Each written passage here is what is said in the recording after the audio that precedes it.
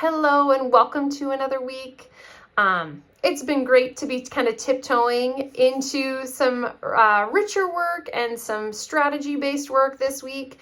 What I love the last few weeks is you guys have really done a good job of kind of digging in and defining literacy, thinking specifically about what literacy means in your field, thinking about the expert ways that you bring the code or you're able to help students crack the code around how to read, how to interact, how to be literate in your own field.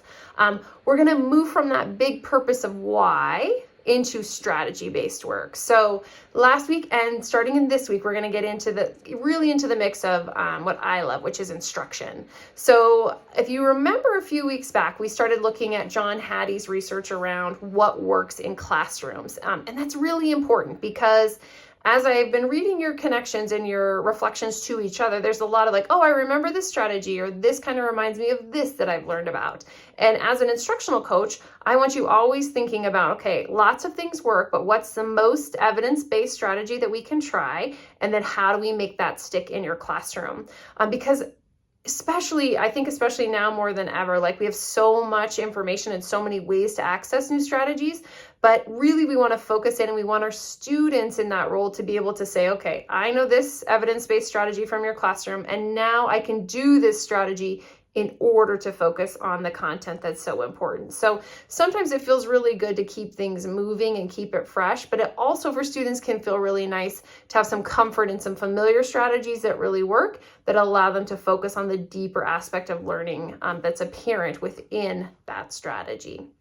So if you are a how person like me, we're going to dig in more to strategies. The first one that you're going to really tackle this week is going to be your first file for your literacy file, and that's going to be on Think Aloud. Think Aloud has a really high evidence base and effect size, which we love. It's one that is so easy to transfer into any classroom and any scenario. It's one that I really hope that you remember, that you embrace, and that you're able to move to your classroom. What I would encourage you first and foremost to do is to think really authentically about what is a piece that you will use in your classroom. So maybe it's something from one of your submissions that you already did. If you had a bigger piece of text or a bigger diagram, maybe it's one small portion of it that you're going to focus. You're going to get really, really lean on that clarity piece about like, what do you expect kids to learn out of this? So what do you expect them to learn? Why do they need to learn it, right? How do they know that they're successful? Those are those steps of clarity that we're thinking about. So selecting your text or your diagram or your visual piece that you're going to work through is going to be essential. So try to make it meaningful, because I think you have a higher chance then of transferring this into your classroom.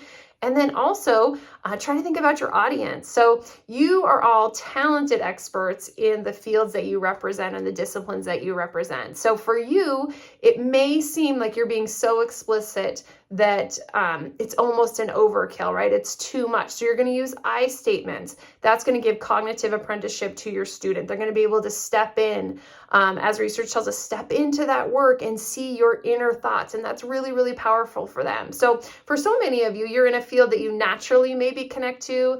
Maybe you're in a field that just always felt easy and like home to you. And some of your students aren't going to feel that way. I hope that a lot of them do. But you really want to think with your audience about how do I help make this, how do I help break this down in a way that my students can access it? So I statements really, really help. So when I approach this math problem, the first thing that I look at is, or as an artist, when I see this piece, the first thing I think about is, or as an English teacher, when I'm reading this poem, the first things I start to center are. So really help step them in there with those I statements.